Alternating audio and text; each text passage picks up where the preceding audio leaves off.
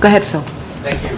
Two quick questions here. You've made the distinction between the president's support for peaceful protest and, say, less than peaceful protest. I'm curious, what is the president's view, what is the view from the White House on some of these college campuses where we've seen the U.S. flag torn down and the Palestinian flag replace it? What I will say is this. Americans have the right to peacefully protest within the law. Within the law. And we have to also respect that we cannot disturb campuses in the way of taking over buildings in the way that we have seen. That is not peacefully protest. It's just not. Look, we have seen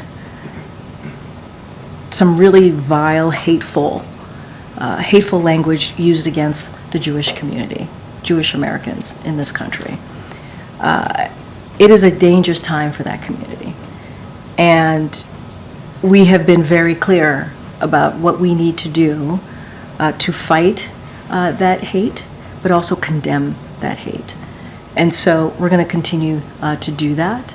And as it relates to what's happening, obviously the actions that colleges and universities are taking, obviously it's up to them. They're on the ground, but we're going to continue to call that out. And zooming out just a little bit here, not all of these protesters have expressed anti-Semitism, but some have.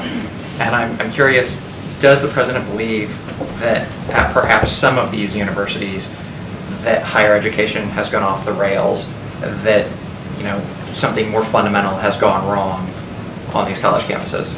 I mean, I wouldn't go that far, and you said it in your question to me, it is a small percentage of students who are causing this disruption. And students should feel safe to go to school. They should feel safe to be able to have that all-important academic experience. They should be able to have their commencement and be able to have their families and loved ones show up for them on that important day.